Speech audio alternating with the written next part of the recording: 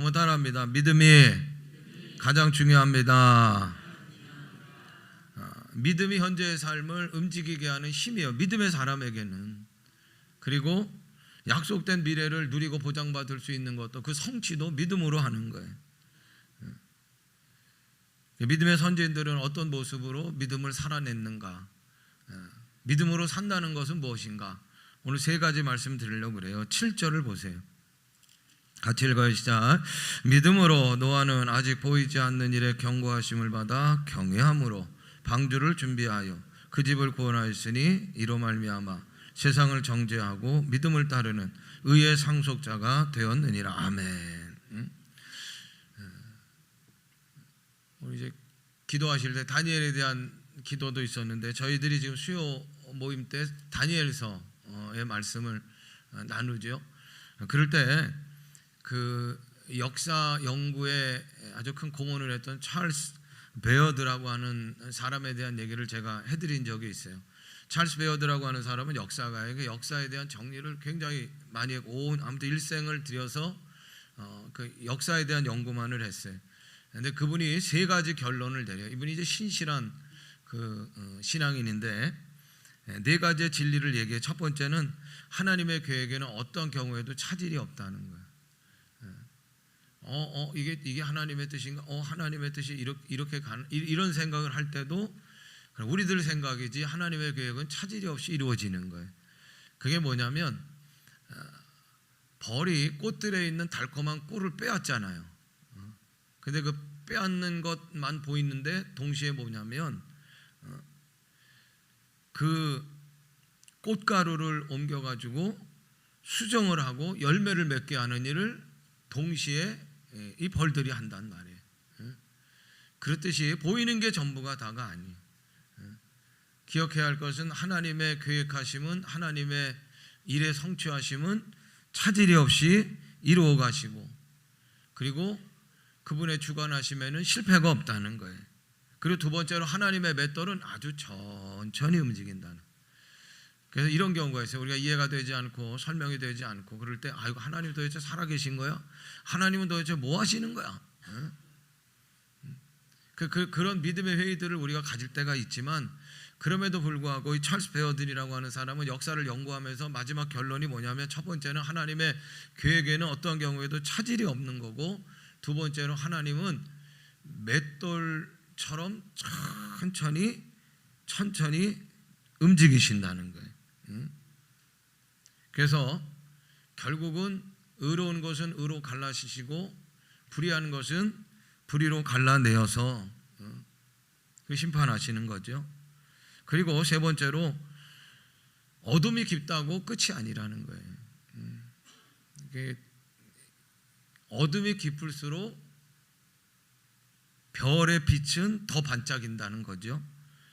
그래서 어둠이 끝이 아니고 새로운 시작이고, 따라합니다. 하나님은 언제나 소망이십니다.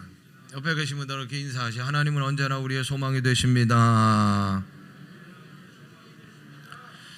네 번째로 찰스 베어드는 그런 얘기를 했어요. 망하는 역사에는 교만이 있다는 거예요. 한 나라도 그렇고 개인도 그렇고 망할 때 보면 교만하다는 거예요. 근데 이제 이 찰스 베어든이 얘기하는 교만은 뭐냐면, 자기 의, 자기 주장, 자기 고집, 자기 생각, 자기 이기, 이런 게 이제 교만이겠지만, 더 중요한 찰스 베어든의 지적은 뭐냐면 하나님이 없는 거예요. 하나님이 없는 거예요. 믿음의 사람이 왜 자기 의를, 자기 고집을, 자기 주장을 하냐? 하나님 믿는다고 하면서도 하나님 없이 살아가기 때문에 교만한 거거든요. 그런데 오늘 이제 그 노아에 대한 얘기를 하잖아요.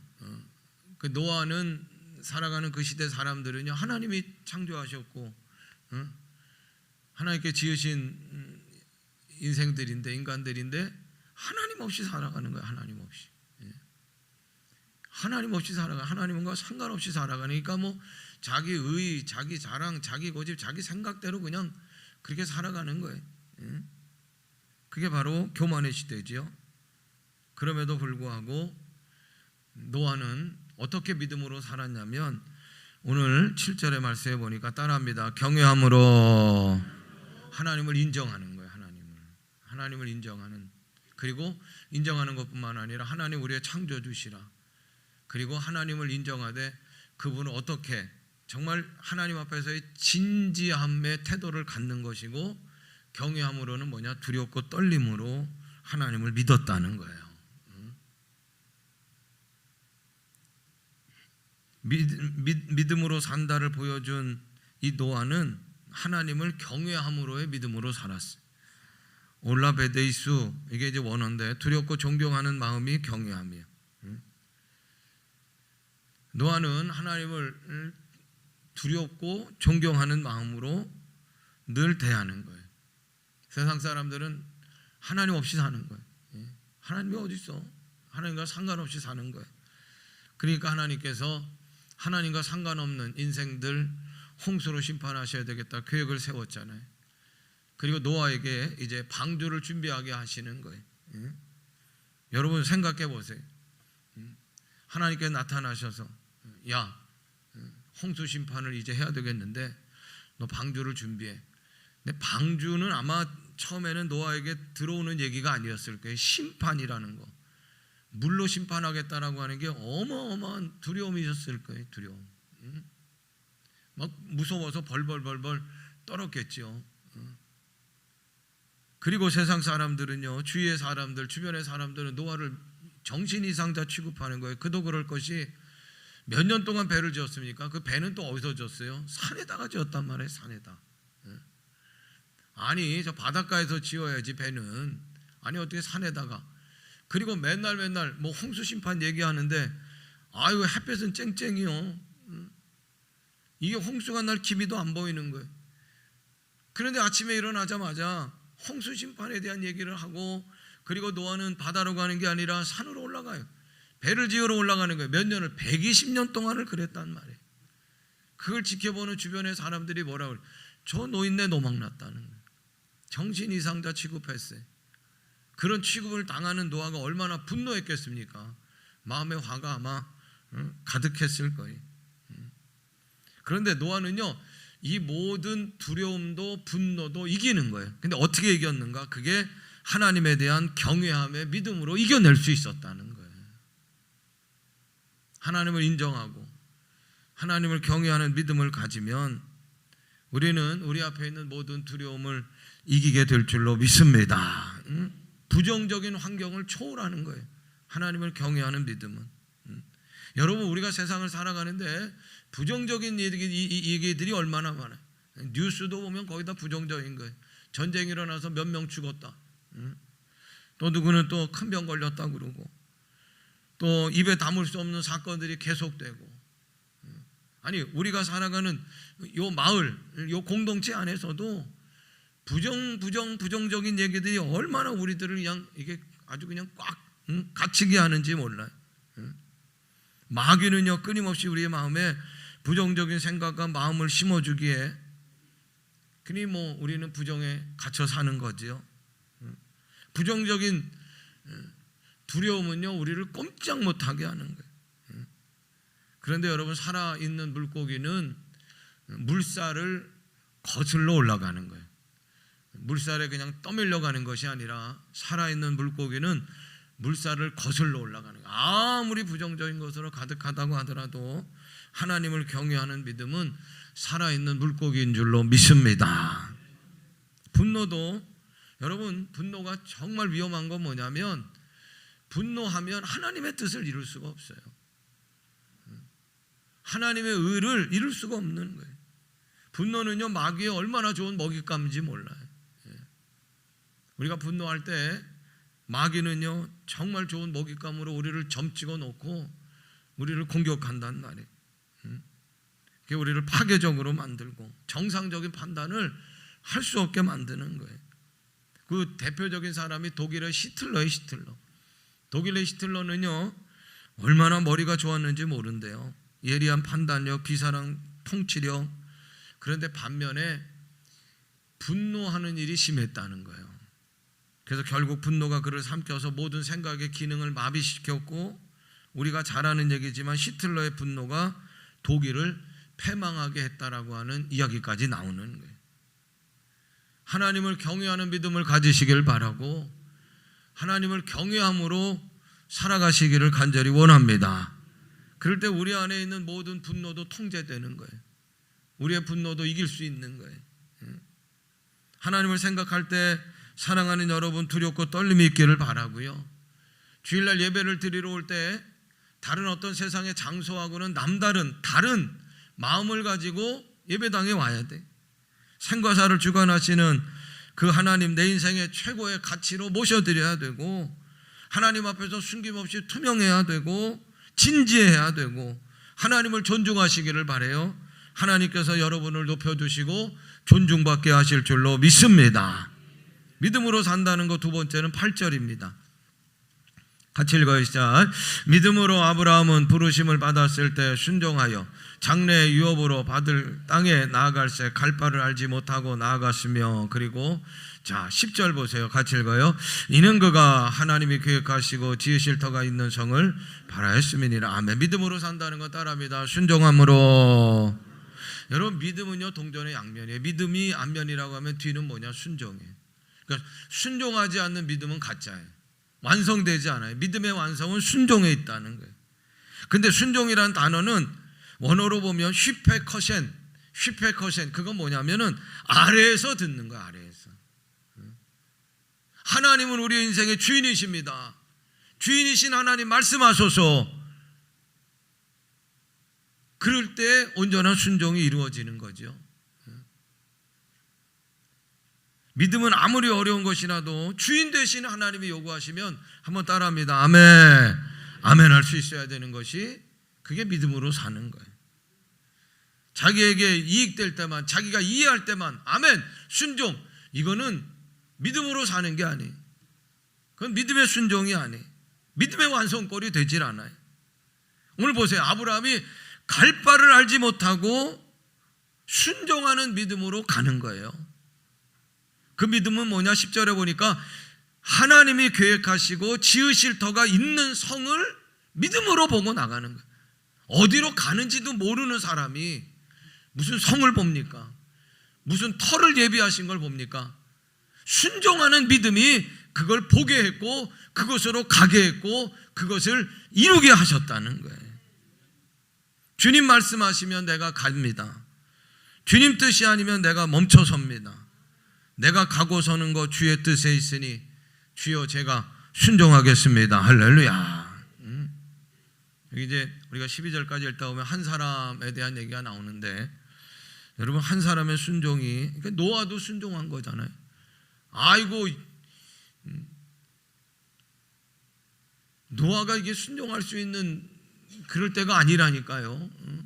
뭐 비 올 수 있는 뭐 기미도 보이지 않고, 그리고 또 산에서 배를 지라고 하는 건 이건 도저히 있을 수 없는 거예요. 근데 하나님 앞에서의 진지한 태도가 그로 하여금 이제 그 방주를 준비하게 했지만, 결국은 하나님 말씀에 대한 순종함의 믿음이 노아에게도 있었던 거예요. 그래서 방주를 지은 거예요. 그래서 어떻게 됐습니까? 인류는 다 망했지만 의의 상속자의 이제 시작을 노아의 가족을 통해서 또 하나님께서는 이루신 거잖아요. 아브라함도 마찬가지. 순종하니까, 갈 바를 모르니까 어디 가라고 하시니 떠나라. 순종함으로 그가 보이는 거예요. 순종함으로 그가 가야 할 방향이 보이는 거예요. 할렐루야. 하나님께서 예비하신 터가 보이는 거예요. 하나님께서 예비하신 성이 보인단 말이에요. 어떻게 함으로? 순종함으로. 믿음으로 산다는 건 그래서 하나님을 경외함으로, 그리고 하나님을 순종함으로. 그때 나중에 이제 12지파를 이루고 민족을 이루고, 그리고 열국의 아버지가 되는 아브라함이 되는 거죠.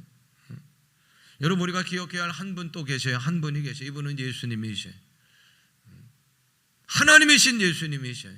우리를 구원하시려고 낮고 낮은 이 땅으로 내려오셔서 우리의 모든 죄의 짐을 짊어지시고 십자가에 달려 죽기까지 복종 순종하시는 거. 할렐루야.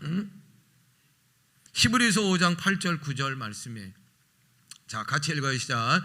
그가 아들이시면서도 받으신 고난으로 순종함을 배워서 온전하게 되셨은즉 자기에게 순종하는 모든 자에게 영원한 구원의 근원이 되시고 아멘. 예수님의 순환이라는 이제 그 내용을 설명하는 것인데 히브리서가.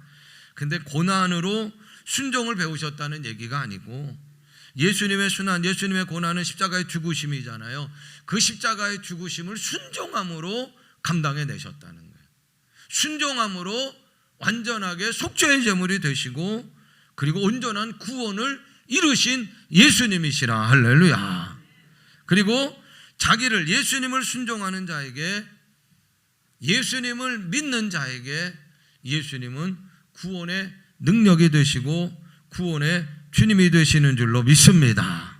사랑하는 여러분, 우리가 예수님의 고난, 예수님의 십자가의 구속의 사역, 믿음으로 우리는 구원을 받아요. 그렇죠? 그리고 이제 구원받은 우리들은 그것으로 끝나는 게 아니라 구원받은 우리를 부르시는 거예요. 부르시는 거예요. 그 부르심에 순종하는 자가 돼야 돼요. 바울은 부르심에 순종하여 이방 선교에 앞장서요. 루디아라고 하는 옷감장수 여인은 교회의 큰 일꾼이 되고 브리스길라 아굴라는 부부가 하나님의 역사를 이루는 일에 부르심에 순종을 하는 거예요. 믿음으로 산다는 것, 하나님께서 여러분들을 다 부르셨단 말이에요. 다 부르셨어요. 그 부르심에 합당한 그릇으로 아멘 순종하며 쓰임받는 믿음으로 살아가는 우리 모두가 되기를 주님의 이름으로 축원합니다. 세 번째는 따라합니다. 신뢰함으로. 11절에 11절 같이 읽어요. 시작. 믿음으로 사라 자신도 나이가 많아 단산하였으나 잉태할 수 있는 힘을 얻었는 이는 약속하신 일을 미쁘신 줄 알았습니다. 아멘. 그 줄타기 고개사가 있어요. 그 브론딘이라고 하는 사람인데, 그 찰스 브론딘인데, 여러분 저 사람 오래전의 사람이기 때문에 이제 흑백 사진인데, 저분이 어디서 줄타기를 한 걸로 유명하냐면 나이아가라 폭포에서 줄타기를 했어요. 나이아가라 폭포 갔다 오신 분들은 아이고 여러분 그 줄타기를 하려면 바람도 잔잔해야 되고 아무튼 그 조건이 좋아야 돼요. 아무 데서나 그냥 줄 연결하고 탄다고 될 일이 아니에요. 균형도 잘 맞춰야 되는데, 여러분 그러면 반대로 얘기하면 나이아가라 폭포는 줄타기의 조건이 좋아요? 악조건일 거예요. 악조건. 거기서 줄타기 하라고 하면 아마 줄타기 잘하는 사람들도 나 못한다고 할 거예요. 근데 찰스 브론든이라고 하는 사람은 도전을 했어요. 근데 나이아가라 폭포가 미국에서 캐나다까지 있잖아요. 영이. 미국에 시작해서 이제 나무 하나 이렇게 하면서 줄타기를 해서 캐나다까지 왔더니 그걸 쳐다보는 수많은 사람들이 있었어요. 막 그냥 막 얼마나 가슴 조이면서. 근데 도착했어요. 사람들이 막 브론딘을 막 열광하는 거예요. 막 큰 일을 했다고. 응? 이게 브론딘이 막 그 사람들한테 외쳤다는 거예요. 내가 지금 여기 미국에서 캐나다까지 왔는데 다시 이 캐나다에서 미국으로 줄타기하고 갈 수 있습니까? 그랬더니 믿습니다 하고 막 우리식으로 얘기하면 아멘 아멘 막 그러는 거예요. 그러다가 이 브론딘이 앞에 있는 그 아이가 하나 있어가지고 아이를 지적하면서 그러면 내가 이 아이를 등에 업고 여기서 출발해서 미국으로 갈 수 있다고 믿으셔요? 그랬더니 잠잠하더래. 아이 당신 혼자 가는 것도 쉽지 않은데 근데 이제 왔으니까 그래도 갈 줄로 믿습니다 했는데 갑자기 아예 있는 애를 등에 업고 간다고 하니까 사람들이 그런 일을 어떻게 하냐고 조용하더라는 거예요. 그런데요 그 아이가 나는 아저씨를 믿어요 그랬다는 거예요. 그 아이가 그래가지고 그 아이를 등에 막 안전벨트를 꽉 매고서 그리고 가는 거예요. 그런데 캐나다에서 미국까지 돌아가는 그 나이아가라 폭포 외줄타기에 성공했다는 거예요. 지금 여러분 사진은 그 아이가 아니고 다른 곳에서 이제 그의 매니저를 얻고 가는 그런 줄타기의 모습이지만 여러분 어느 마을에 1년 내내 비가 오지 않았어요. 1년 내내 여러분 비가 안 오면 어떻게 됩니까? 큰일이잖아요. 그래서 교회도 걱정이 돼서 목사님이 하루는 우리가 특별기도회로 모입시다 그래가지고 밤에 그래서 그 비를 구하는 하나님 비를 좀 주세요 하고 하는 특별 기도회를 저 이렇게 열기로 해서 사람들이 모였대요. 그런데 정말 열심히 하나님 비가 1년 동안 안 와서 걱정입니다. 큰일입니다. 좀 비를 주세요. 하늘문을 여시고 비를 주세요. 그랬는데 꽝꽝꽝 천둥이 치면서 막 그냥 억수로 비가 내린 거예요. 억수로. 그래서 사람들이 그냥 감사합니다. 그리고 이제 비가 왔으니까 그 특별 기도회는 이제 마치는 거죠. 비가 왔으니까. 근데 문제는 뭐냐면 저 문에 서가지고 모든 사람들이 근심 걱정이 태산이요. 왜 그래요? 비가 억수로 오니까 가지를 못하는 거예요. 뭐가 없어서? 우산이 없어서. 그런데 한 아이가 우산을 쫙 펼치면서 색깔 있는 그림 그려 있는 우산을 쫙 펼치면서 하는 얘기가 뭐냐면 나는 비가 올 줄 알았지. 그리고 간단 말이에요.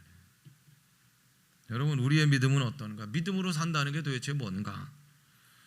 어린아이 믿음이라도 얕잡아 볼 게 아닙니다. 여러분, 이 믿음이 진짜 믿음이고, 지금은 보이지 않아도, 지금은 아니라 해도 하나님의 초월성을 신뢰하는 여러분들이 되시기를 주님의 이름으로 축원합니다. 사라는요 90세 자기가 너무 잘 알아요. 자기 몸을 90세에 어떻게 아이를 잉태합니까? 말도 안 되는 일이죠. 그러니까 의심하고 회의하고 아이고 아니다라고 부정했단 말이에요. 그런데 오늘 말씀 보면 참 기가 막힌 일이 있어요. 자, 11절 같이 읽어요. 시작. 믿음으로 사라 자신도 나이가 많아 단산하였으나 잉태할 수 있는 힘을 얻었단 말이에요. 어떻게 얻었어요? 이는 약속하신 이를 미쁘신 줄 알았음이라. 아멘. 미쁘시다는 거 뭐냐면 믿을만하다. 이건 우리나라 말이 좀 약하지만 신뢰하는 믿음을 가졌다는 거예요. 하나님을 신뢰함으로 하나님께서 잉태할 수 있는 힘을 사라에게 주신 줄로 믿습니다. 믿음의 사람들은 상황과 사건이 이해가 안 돼도 여러분 하나님을 신뢰하셔야 돼. 하나님의 인도하심을 믿으시길 바라고, 모든 일을 다 하나님이 이끌어 가심을 믿으시길 바라고, 그리고 하나님의 신뢰는 결국 합력하여 선을 이루신다. 하나님의 선한 뜻이 이루어진다. 할렐루야. 그러므로 여러분 맡기는 거예요. 맡기는 거예요. 신뢰할 때 맡길 수 있는 거예요. 그리고 그 신뢰함의 믿음을 하나님께 보여드릴 수 있는 여러분들이 되시기를 간절히 원합니다. 하나님을 경외함으로 믿음으로 사시, 하나님께 순종함으로 믿음으로 사시, 어떠한 경우에도 하나님을 신뢰함으로 믿음으로 사시.